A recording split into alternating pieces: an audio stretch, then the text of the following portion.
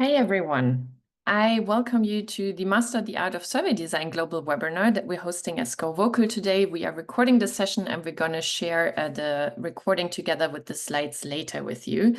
I already see a lot of people in the chat introducing themselves. We have a lot of people from all over Europe. I see a couple of people from the US as well. Nice to welcome you all. So who is on the survey today? Well, we thought on this webinar today, we thought for 8th of March, International Women's Day, that was on Saturday, we get our best women out. So today we're hosting this session together with Sophie, our Government Success Manager in North America. Irene is here, our Head of Product, and myself, I'm a Senior Government Success Manager for Germany and Austria. So what are we gonna do today? We are going to talk about why surveys still matter. Irina is going to explain to us a bit the product, the survey tool, what can it actually do. We have Sophie going to present us the effective design strategies for surveys. I'm going to go over some of the top mistakes and how we can actually avoid them. And then we brought a couple of inspiring examples from our vast GoVocal network for you today. We're going to end with a Q&A session. For the Q&A session, if you have questions during this session, please drop them below in the Q&A tool. You can upvote questions of other people. You can also ask your questions anonymously, and then we would invite you to use the chat to introduce yourselves, which you are already doing. So why do surveys still matter? Well, surveys are a great way to gather standardized feedback. But before actually diving into the pitfalls, let's acknowledge what makes them useful. So first of all, they're very easy to set up. They are a very low-cost way of gathering input. They're also very quick to distribute. You can send them out by email, you can post them online, you can even print them and use them for in-person engagement. Actually, Irina is going to take us through our FormSync methodology as well, how you can, or tool, how you can get in paper answers back into the platform. Plus, people are very familiar with surveys, right? I mean, I guess all of us have filled in surveys before. Another key advantage of surveys is that they allow for standardized data collection, which means they're statistically reliable. If you run the same survey year after year, you can compare the results over time in a structured way. And because surveys provide structured data, it can also be relatively easy to analyze the responses, except for maybe when you add open-ended questions, but we're actually going to get back to that later. And then surveys offer a lot of flexibility. You can use different types of questions. We have ranking scales, we have matrix questions, image selectors, open-ended responses, and a lot of other different ways of answering questions in the tool. And that gives you a lot of control over how you collect information. Yeah. At the same time, there's also a lot of limitations that surveys bring with them. And actually, let's go through some of them now. Like, first of all, they rely on a top-down approach. So you, as a survey creator, set the questions, but then there are maybe respondents that want to say something completely different and they can't really find the space where to put it. A classic example is here that when people write additional comments outside of the provided answer boxes, right? So maybe you give them at the very end an open-ended question box where you say like, okay, do you have any other comments? And then they write like a super long text because they had the feeling I didn't have the opportunity to actually ask the questions somewhere else before. Poor survey design can also introduce errors. So sometimes survey creators unintentionally restrict responses in a way that compromise data. We had a case where in a government consultation, the text response box was limited to a few characters, which actually then rendered responses useless.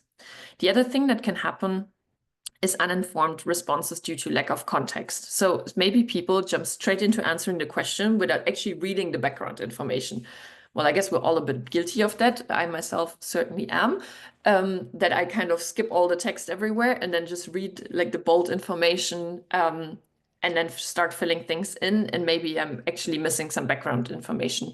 So what you can do with our tool is that you can embed some explanatory text before each question, but at the same time, if your survey then becomes too text heavy, that can also again discourage participation. Another issue is that sampling bias can skew the results. So for instance, if a survey is only distributed in a certain area, that can make your data inherently biased. So for instance, if you run a survey on a library closure and you place that survey exclusively within the library, or like you print posters with QR codes and you put them exclusively inside the library, you only get people that are already inside the library, right? And last but not least, we have survey fatigue or attention deficit. So when surveys are too long, participants might lose interest and they quit part way, and then you only have incomplete responses. So understanding these pitfalls helps us design better, more effective surveys that yield reliable, unbiased, and actionable data. And there's a lot of more reasons why we love surveys.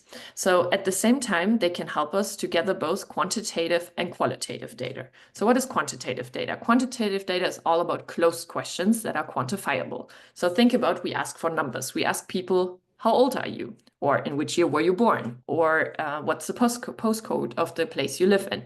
That is hard data where you can run statistics from. It is also deductive. It can help you to do hypothesis testing. So if you ask people, how do you like XYZ? And then you give them a 5-point Likert scale going from not at all to a lot, and then all the options in between. You can actually do hypothesis testing with this. You can also gather proof and evidence from it. The benefits are you can run quick analyses over those surveys and you can cross-tabulate them and statistically report on them. However, if you want to dive deeper and understand why people said something, what are the emotions and perceptions behind it, you need to ask open questions. So here people answer in words. They don't give you soft data, but you cannot really run statistics on them, but you get a lot of rich information. It can help you to be investigative, and you can get the viewpoints from people. Yet at the same time, it gives you an evaluation burden. Depending on how long people's answers are, it might actually be quite a lot of work to read through all of them, to summarize them, to actually understand them. At the same time, with our AI analysis tool, this isn't really a problem anymore. And actually, Irene is going to take you through that in a bit. The other thing with surveys is that they're surprisingly flexible. So you can be a lot more creative with surveys than you think. Like I think when we think of surveys, we often think of like very text heavy, kind of consultations. We have a nice example here of a video narrative that can be intermixed with survey questions. You can also use an image picker. So the example that we have down here, I mean, it goes from agreeing strongly to disagreeing strongly and then a don't know answer, but to make it easier, they added some emojis here so that maybe also people who are not as literate can understand what this is about. On the other hand, you can also use logic in your questionnaire. So for instance, you ask people about their gender and then you want to ask them whether, should something about pregnancy, then you can make all the people who already answered their male, like skip the pregnancy question, for instance. You can also say like, well, if you answer like C in this question, then the question actually ends, the questionnaire actually ends because we don't need you to answer the questionnaire if you are not interested in a certain topic, etc. You have a lot of flexibility. You can fully anonymize your surveys. You also have access controls. So whenever you don't want everyone to be able to see the survey, you can restrict the access to certain groups. And we have a couple of productivity integrations, such as the paper integration I already mentioned. So we have a handwriting recognition software that can help you bring all the consultations you already used or people filled in offline back into the platform. And then you can use the integrated AI analysis tool in our platform to boost your productivity. And like that, online surveys can actually become a low-cost method. And let me hand over to Irene, who's going to show you our survey tool. Go ahead and share my screen, just a sec. I'm assuming that most people in the room have at some point, if you've joined this webinar, it's because at some point you've been faced with this dilemma of what is the best survey platform for my particular use case.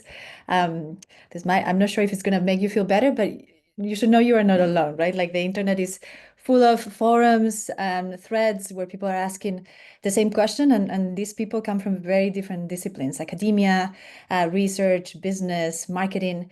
My hope with this portion of the webinar is that you come out of it with a good understanding of at least what GoVocal survey tool provides today and what might provide in the immediate future. I saw some familiar faces or familiar names, but also some people that I don't know.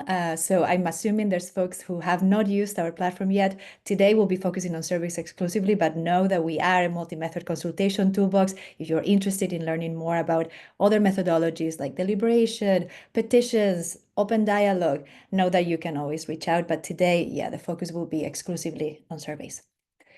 And our survey tool has been built upon 3 core principles. I'm going to walk you through each of them and show you some of the features that really, we've built as an initial, in a way, iteration, right? But of course, there's more to come. The first one has to do with flexibility. We knew when we built our survey that it was core and essential that our survey was versatile enough to cover the full policymaking cycle, along with most of the topics that municipalities are most likely to engage their constituents in. And as you all know, practitioners, those are many topics, many questions. And when we internally discuss and talk about the full policy cycle, we really are referring to 4 stages. The issue identification stage, so very beginning, right, where you are really probably mostly interested in running need assessment surveys. Then moving on to the policy development stage of the cycle, where you are perhaps more interested in running idea generation surveys, or surveys where you are putting a few options in front of your constituent, of your resident, and telling them, hey, prioritize. Onto the execution planning, perhaps, where you are more interested then on running feasibility surveys. And finally, on the monitoring and evaluation stage at the very end of the policy and planning cycle, where you perhaps are more interested in running feedback loop closing consultations or surveys, maybe satisfaction surveys. Our hope is that our tool covers the full cycle. And I think with some of the upcoming features that I'll be showing you and sharing a bit more on, I'm hoping you'll agree, but we'll see in the Q&A. Flexibility, what do we mean? For us, it was really important to build a comprehensive question toolbox that, yes, kind of covered the basics of short answer, long answer, multi-choice, rating, ranking, matrix, all of that. But it was also for us important, as I was alluding to before, to cover a rich set of use cases, right? We know that often many of you either come from or work with departments like the urban planning department, mobility department, that have very specific needs in terms of the types of insights they want to gather from residents that perhaps are not covered with the rich set of questions that we offer by default, right? So we wanted to offer you a package that was a bit more catered towards urban planning and mobility, that we called mapping, that allows you to really collect geospatial rich data via a few different set of questions, like drop a pin, draw a line or a route, draw a polygon. But also that took it a bit further, because we knew that in certain parts of the policy development cycle, you actually will not engage residents. You might be engaging other stakeholders like urban planners or architects that have a bit more of a specialized need in this case, right? And need to provide you with very concrete, very accurate geospatial data. And with that purpose, we also built additional question types like the Esri shapefile upload that allows those practitioners to already provide data they have without having to work with question types that perhaps to them feel a little bit less accurate.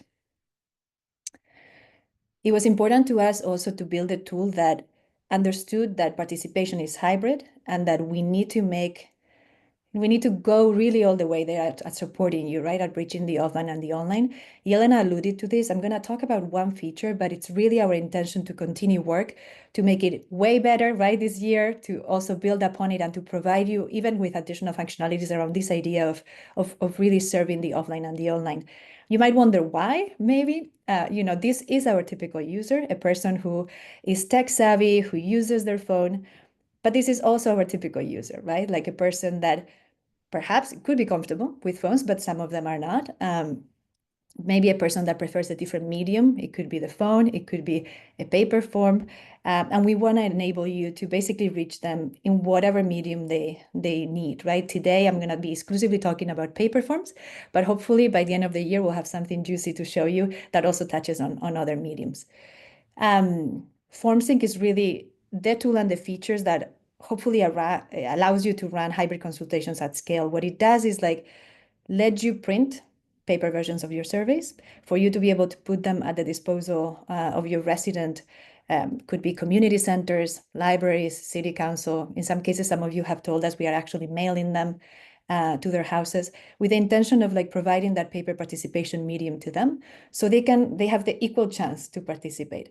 And not only we want to make their lives easier, but we want to make your life easier, right? So what you see in the screen is the interface of FormSync, already with us having uploaded one PDF. So we took a snapshot of one paper response. We uploaded into the system, and what we see is that we have an interface where on the right-hand side shows us the actual original paper form.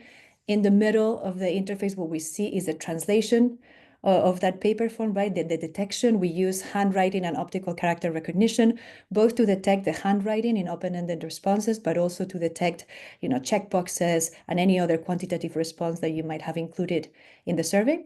And this interface also allows you to correct if something was not detected appropriately, or even approve or not approve responses. Perhaps you might have uploaded twice, right? So you don't want duplicates in your system.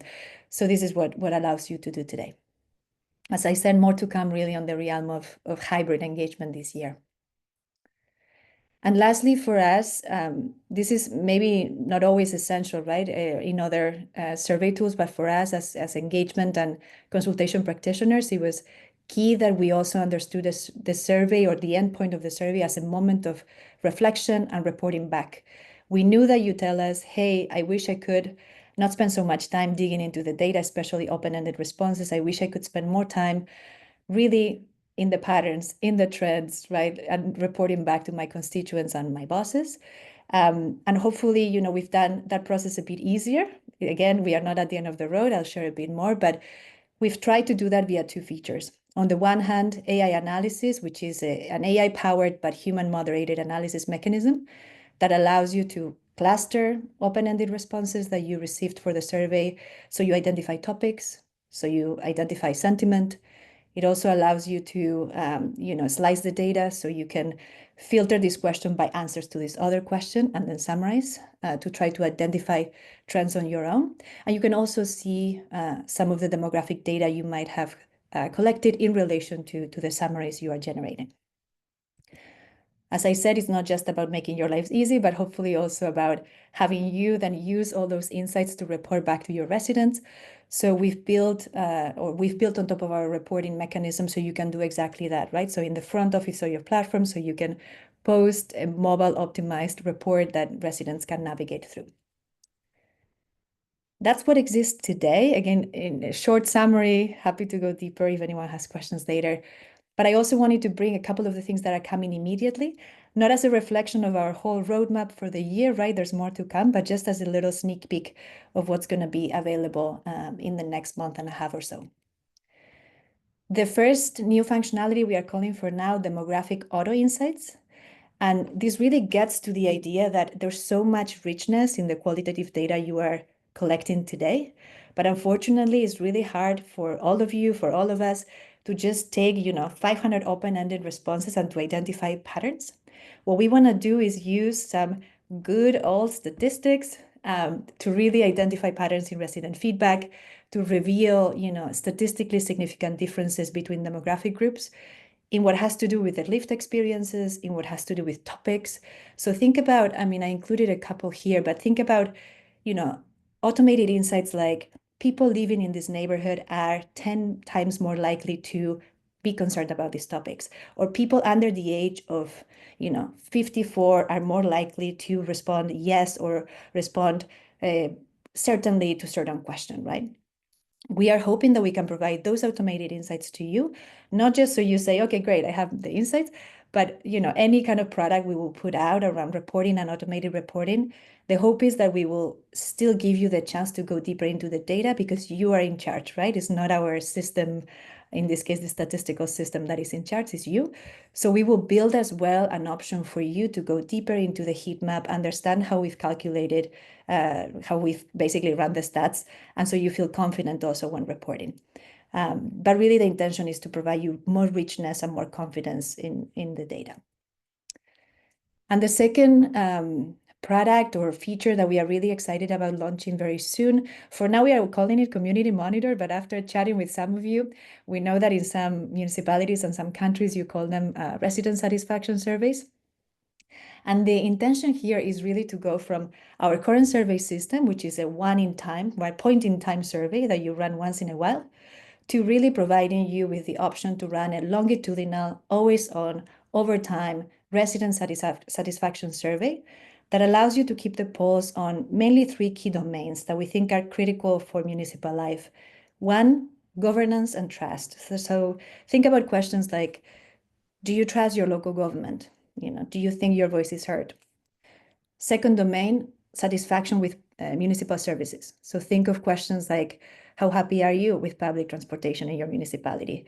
How happy are you with safety, police, any kind of service you might have, competencies around? And lastly, the third domain, community life. So think of questions like the one that you see in the screen. How is Dublin as a place to live? Do you feel a sense of community? Some municipalities already run these kinds of surveys. They do them maybe once a year, once every 2 years. What we are hoping is that this service kind of complements, in the event that you already do it, complements what you already do. It offers you more frequency, kind of a closer connection with the pulse and the sentiment of your constituents. It helps you also see differences. I'm not sure if it's fully visible in this screenshot, but see really how one neighborhood tracks when compared to others in terms of satisfactions across these parameters. Maybe see some benchmarks. How do I compare? How does this question compare to the same time last year? Also dig deeper into the qualitative questions. So if someone responded, very good, or I feel very bad about living in Dublin, that we can actually dig deeper into the quotes and look into them, and that this is always ongoing, right? That this is always automated.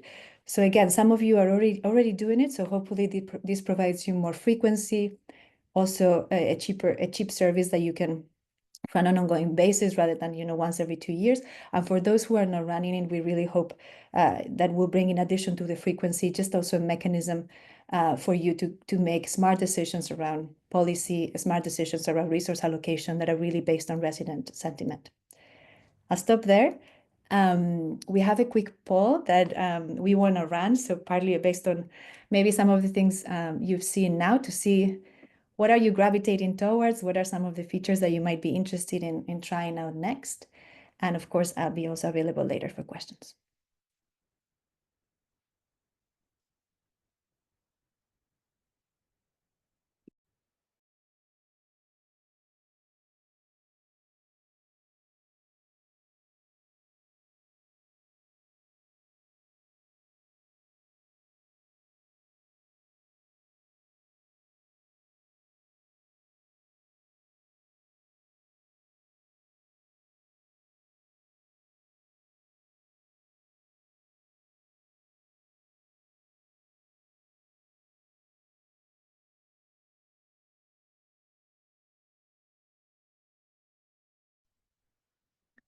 That's a neck-to-neck race.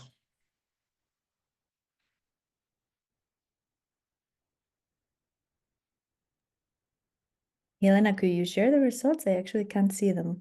Yeah, I can. We have 85% of people who participated, so I'm going to close now and then share the results.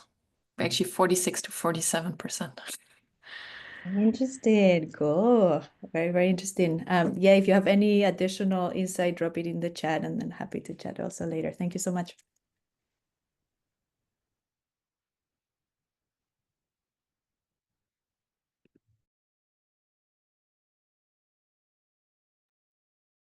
I can't hear you yet, Sophie. Thank you. So from now, we'll talk a bit more about designing effective surveys so that you all can get some of these deeper insights and results based on what Elena had already shared so far. So when we think about designing effective surveys, it's helpful to start with a clear goal or objective. So let's say you want to know why residents are leaving your platform or not engaging more regularly on your platform. Instead of saying something like, I want to learn about resident satisfaction in general, you can create a more detailed goal that says, I want to identify the key factors that drive our residents to leave. So really diving into the information that you're hoping to gather. And once that goal is formulated, you can then determine which questions are the priority to ask to get to those answers. Typically, within a survey or questionnaire, there's a nice flow. So when we're thinking about kind of having a conversation with residents where you're asking some of these key questions, you'll want to start with the essentials or the key focus areas that you're hoping to hear from them about. One tip that's been helpful for some of our clients is to actually talk through the survey itself and listen to where there might be natural pauses or breaks in the questions that you're asking. In those cases where you find those natural pauses, those are a great place to create pages in your surveys so that you can kind of align with those natural pauses that you hear when you talk through it. There are some clients where it's maybe only one question per page. That may be a little more difficult because it's causing your residents or users to click through quite a bit. But think about, creating something that almost feels like a conversation that residents are more inclined to respond to. We also recommend including some sort of declarations page. This is a great way to share a bit more about how these results will be utilized, what comes next, and to give a moment of reflection to your residents before they hit submit. This allows them to think about all the responses that they've given so far and that they feel happy to submit the responses so that we can move to the next step.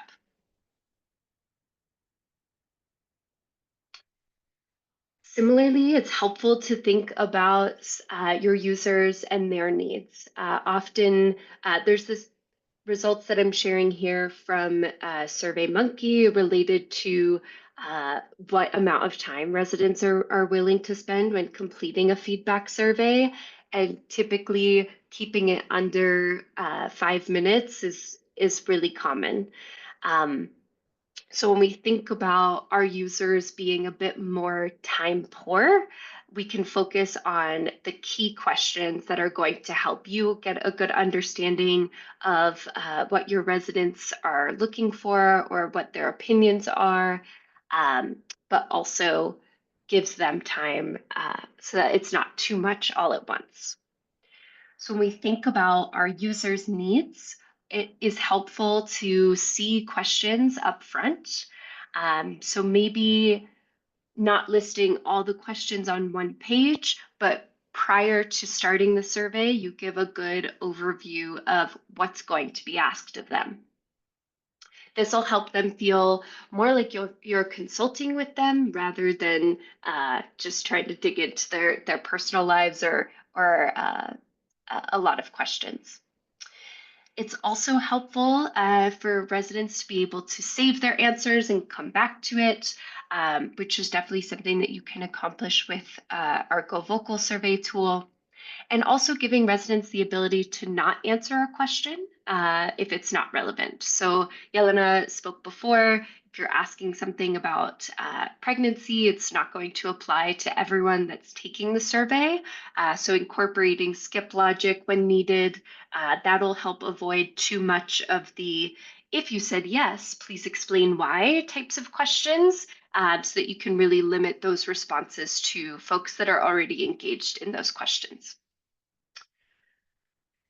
Similarly, being able to have optional questions on there and focus the mandatory or required questions on key insights that you're hoping to get from all folks taking the survey. Participants also like to get confirmation once they've submitted their survey. So having a nice GoVocal survey tool helps that it has a nice graphic that shows that your survey has been submitted, and then they'll also receive an email. Lastly, residents really appreciate understanding the outcome that comes from the survey that they've just taken. So having that declarations page or page before submitting where they can understand what happens next is really helpful. And then closing that feedback loop, either reporting out the results using GoVocal's reporting tool or even just sharing what comes next within your engagement platform or project can be really helpful for residents.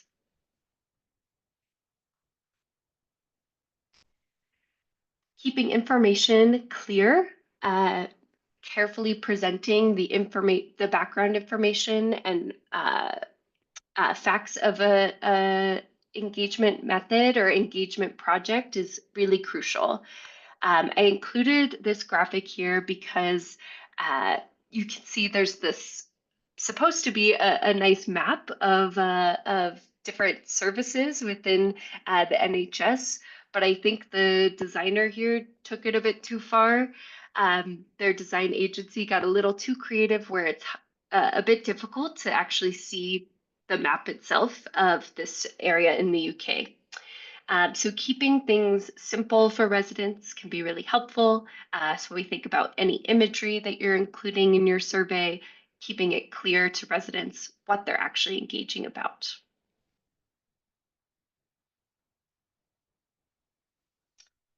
We also have seen some what we call fake engagement. So it's something to be aware of.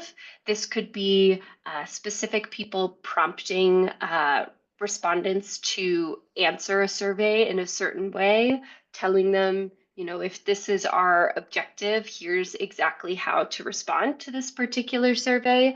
And this is what we refer to as a campaign response. So in order to prevent this type of engagement, we use registration or encourage some form of registration with your surveys. This could be an email confirmation as well. Directly having some sort of guidelines around your engagement community or specifically for this survey to say that this type of fake engagement will not be tolerated. And then sometimes we see folks reporting on these results separately. So if we know that there's kind of a set objective for a particular nonprofit organization or a particular group of respondents, kind of take their results maybe as one response and then look to others to get a more accurate picture of your survey reporting.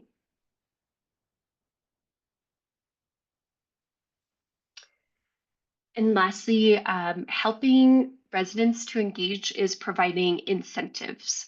So this could be having some sort of lottery for those who take the survey to get a gift card of some sort, a voucher for a particular experience in the neighborhood, a free coffee at a local shop, anything that can just help residents feel like their participation is worth the time and energy that they're putting into their responses. This can also help residents be more intentional with their responses if they know that there's potentially something in it for them. We as humans can love competition and kind of gamification in that way. So it could be a nice way to get more residents involved. I will turn it over to Jelena to talk about the top mistakes. Thank you, Sophie. Actually, the last example was one of my clients. They shared you could win a card for the public transport to use freely for 1 year. So it was actually like a great incentive, and lots of people joined.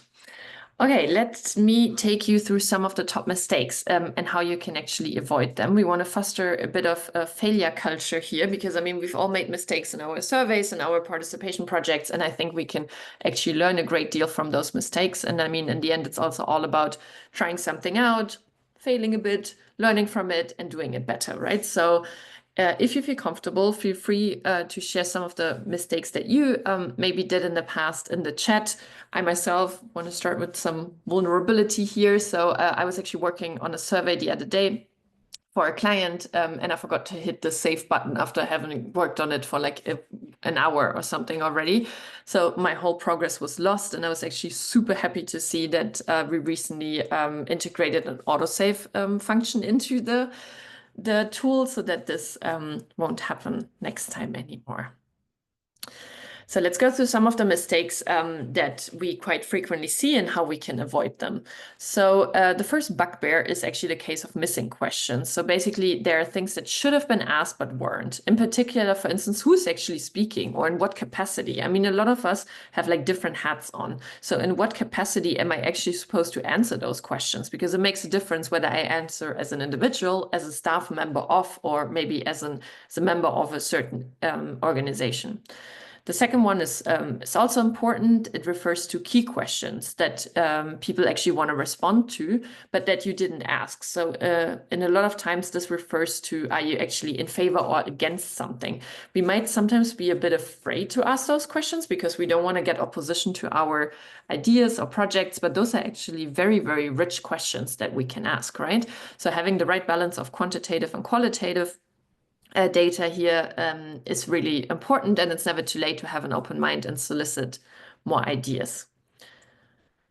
Then second, vague or misdirected questions. So this comes down to scope, basically. So what is important here is to ask things like, oh, what can, but also what cannot be influenced, right? So don't ask people things that they actually have no decision-making power over.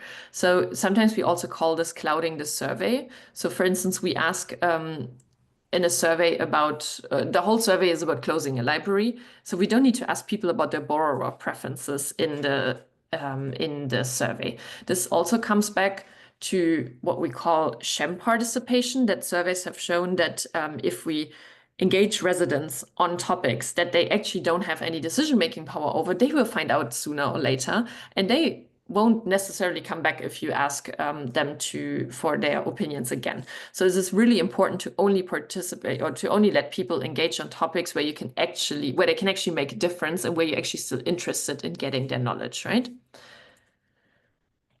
To continue with vague or misdirected questions like, to what extent do you agree with us that? I mean, this is a completely leading question, right? If I do not agree with you on something, then it will be hard for me to voice this. Also, questions such as, where should the new bus stop be and how can we make them prominent? Are difficult because here we actually have two questions in one, so it will be really difficult for people to answer. And the third one is even worse, right? I mean, we have like an incredibly long question. Do you consider the current remedies available to the tribunal for disabled children who have been discriminated against by schools effective in putting children and young people's education back on track? Yeah, I would have to read that at least 5 times to understand what the question actually means. So trying and coming back to what Sophie said before, that we should keep surveys like short and concise, not longer than 5 minutes. We should make sure that questions are not too loaded and can also get to that people can answer our questions easily. The third example, or the fourth example actually already, are trick questions. Things like, how easy was it to find and understand information relating to the engagement project, or how can we improve this engagement project? If you ask this as an open question, you might get a lot of like really big answers. So what you can use here is Likert scales or semantic anchors to help people direct their feedback. So if you use a 5-point Likert scale of like completely disagree to completely agree or something, then you can help people a bit in answering those questions. And last but not least, we have ask for personal details all the time. That depends on our platforms. That depends a bit whether you use the registration questions or not. You can also open surveys for everyone to be filled in, but then make sure that you ask the personal details in the survey itself. So classically, those are things like age, gender or gender reassignment, place of living, etc. If you choose to use the registration system on the platform, you actually don't need to do that. And the survey system itself actually helps you also and tells you that this is already the case. Typically, I know this is a bit of a controversial thing, but like typically you would ask them at the end of a survey because people don't need much headspace to answer them. I mean, I know how old I am, which gender I am, and where I live. You maybe want to keep like the questions where people actually need to use like and think a bit like for the beginning of the survey where they're still motivated to answer things, and then kind of keep the light questions for the end. So we're going to get to the examples now that we promised you in the beginning. We covered the core principles, and we want to take a look now together at some real world examples. We've seen community engagement can take many forms across different cities, and we know that success often depends on adapting to local needs and challenges. We have plenty of great initiatives across the Go Vocal community, and we want to highlight a couple of cases now. So the first example that I actually want to highlight is from the Netherlands. I'm actually not sure if anyone from the Netherlands is in the is in this call. But this is the town of Amstelveen. It's like a mid-sized city in the Netherlands. They had a really nice survey running on the topic of redesigning a public space. They had nearly 3,000 people that answered their survey, which for the size of Amstelveen is quite good. And let me actually quickly show you the platform and the survey. What they did in a really nice way, and we actually see that a bit better on the screenshot here, is that they used a lot of pictures in the survey. So they wanted to redesign the space, and in order for people to make it clear, like what are the different options on the table, they actually used a lot of pictures. So when we go into the survey now, we can see it's actually already over, so I can still go back to the first phase, but I can also see the results now. Oh, can you see my screen? Yes. Oh yeah, okay, good. Yeah, so we can look at the results here, and they put a lot of nice pictures here. They put the results here, how many people voted for what kind of atmosphere that they're looking for in the new square, how much green and water do they want, like what are the combinations. So they did also a really nice closing the feedback loop with people here. So this is an example of how like a mid-sized town runs a survey. We brought another example. Ooh, that was one too fast. We brought another example of the city of Vienna. I mean, really big city, capital of Austria, that wanted to redevelop one of their major cities, the so-called Gumpendorfer Straße, which is a main city in the city center, which is a main street in the city center of Vienna. Everyone knows it. And they wanted to redesign it. So a nice thing they did here is that they very clearly via the platform, and let me translate that to English, they very clearly via the platform explained the process. So they used our tool builder. You can also see it's a very nice hybrid project with lots of things where they communicated right in the street how about the renovations and how you can participate. And then they actually communicated here really nicely what is happening. So first they had an online survey, they did street interviews with information stands, so you could educate yourself here, when are those taking place. They did workshops with residents. They had a feedback phase, then the design concept. There was actually an exhibition of the whole thing. And now they're in the implementation phase, and they're also communicating on that here on the platform. The nice thing is that if you make people register for this survey, they actually get an email every time a new phase starts, and the closing the loop for you becomes really, really easy. And then over to Sophie, who's going to share an example from the US. All right. So from the US, the city of Hyattsville, which is a smaller town outside of DC, they were developing essentially a vision for what they refer to as Driscoll Park. And so this was made up of, let me pull up the project here, a variety of different engagement methods, including community conversations, surveys, on-site observations, and a community visioning workshop. Their goal really was to create a collective vision for the future of the park. And so in their project, they outline kind of their key goals from this phase, some background information, and their current timeline. And then their first phase was the survey. Now they're past their final design development, and they did a community scavenger hunt as well.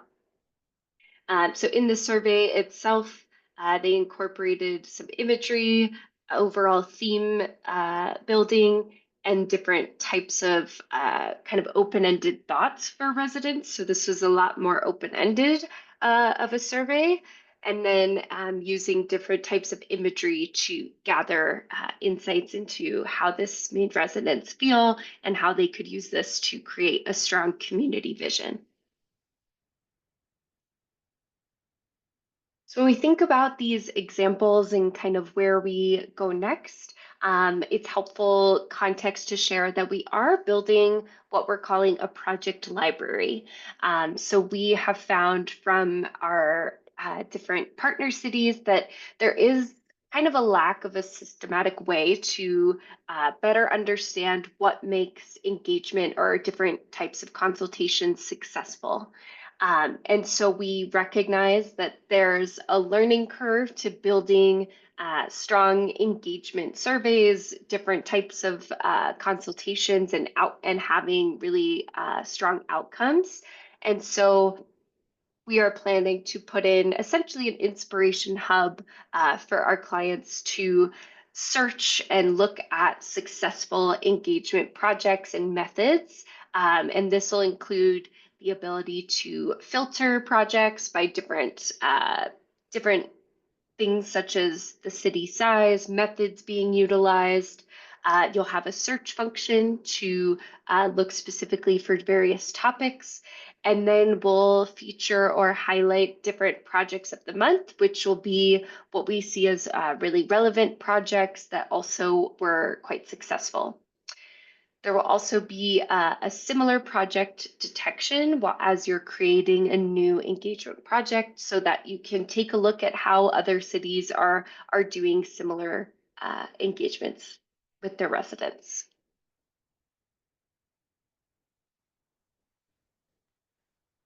All right, so we will kick off our Q&A. Yelena, I know you had designated some questions to answer live. Yeah, we already answered some questions in writing. I see, by the way, a lot of interest in the Inspiration Hub that you just presented. So that's great to hear. We have a couple of quite technical questions that probably go towards Irina, I guess. Shall we maybe start with the logic questions? So some people, Irina, asking about like how the logic exactly works. So can you skip a page? Wait, again, currently there's only page skip logic, which makes surveys cumbersome by forcing you to add a page to separate out one question that requires skip logic. And then we had another one, which was on when you use the logic to direct a survey user to another question. The question you are redirecting to is marked for mandatory completion. Is this still the case? Yeah, good questions. To the second one, in terms of mandatory or non-mandatory, when logic is involved, no longer. We are now providing, as of last month, more flexibility, so it can be optional. And then we have received, I would say, from some of you feedback in terms of a desire to shift to a different way for logic to work from question to question, as this person was asking. We've heard it. I think, we. For now, at least for the next few months, is not part of the roadmap. It could be that we get back to, to a bit of additional work around logic at the end of the year, but it's still a little bit uncertain. We've done quite a bit of testing with residents on the page-to-page experience. We feel confident that it's good, but we understand that when you are setting the survey app, and especially if you are used to certain providers that maybe that support that question-to-question logic, it's more comfortable for you. So definitely something we'll keep in mind for future development. But for now, at least in the most immediate, next few months, it's not something we will be incorporating. There were a couple of questions around fake engagement, like what we exactly mean by fake engagement and whether we can use AI features to actually prevent that. I have the feeling all the questions go to you, Irina.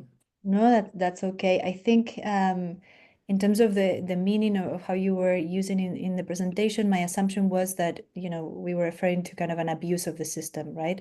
To maybe duplicate participation or things like that. Generally, we always advocate, this is not possible for every country, but we always advocate for ID verification mechanisms to be in place because it's really the way that we can somewhat guarantee one person, one vote, or guarantee to the extent that we can, right, technically. But we understand that often there's a trade-off between requiring certain information and lowering the barrier.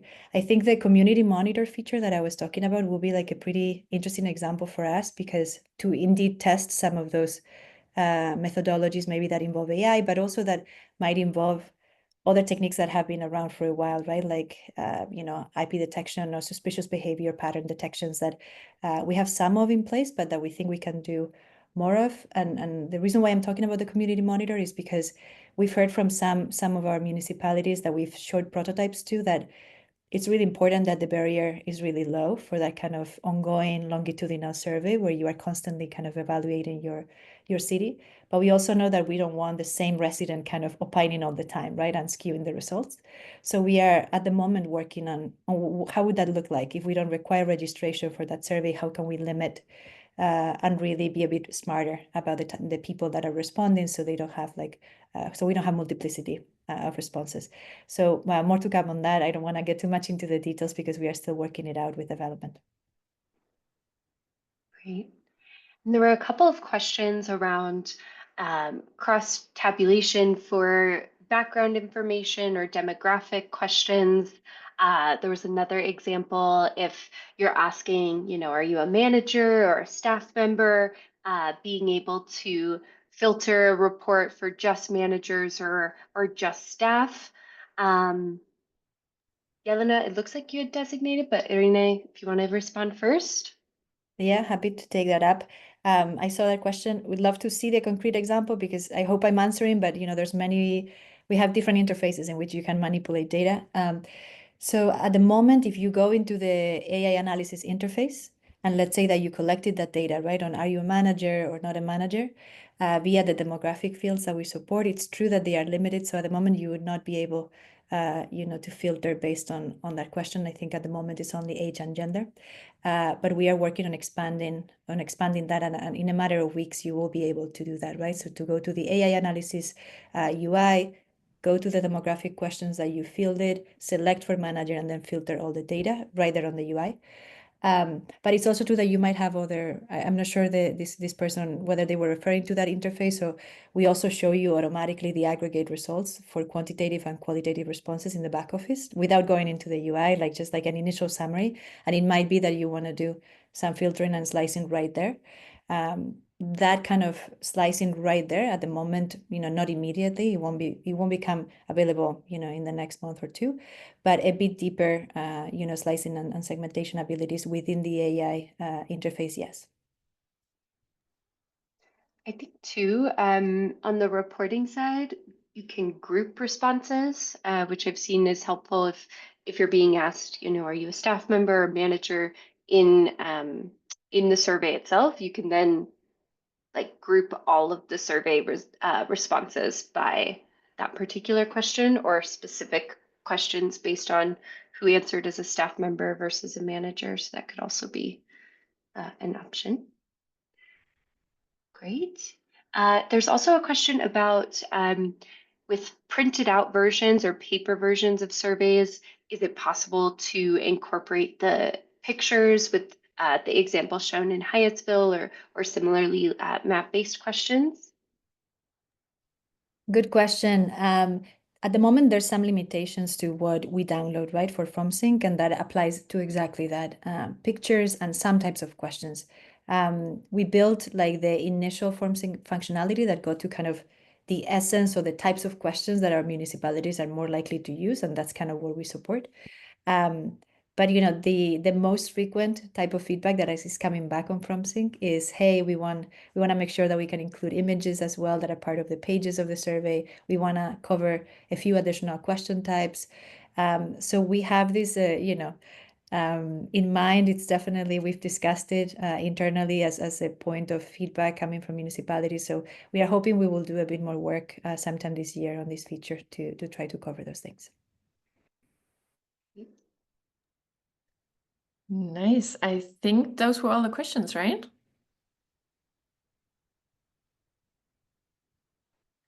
Well, thank you very much for attending. In case you are not a client yet, feel free to reach out to us. One of our sales colleagues is happy to show you the platform in action and show you also the back end of the product. And then, yeah, we hope to see you soon in our next webinar.